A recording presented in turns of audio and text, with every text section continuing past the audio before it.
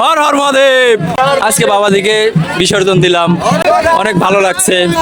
বাবাজিকে পাইছিলাম 18টা বছর পর, এতে খুশি অন্যরকম লাগতেছে।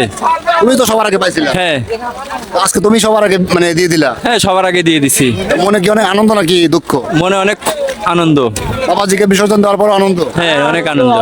আবার সামনের বছর আবার আসবে। সামনের বছর যে আসবে তার গ্যারান্টি কি?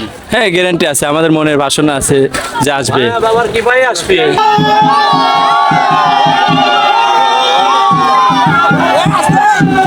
তাই হ্যাঁ কিছু বলেন। হ্যাঁ, বাবার কি ভাই খুব ভালো হয়েছে, পূজা সবকিছু ভালো হয়েছে।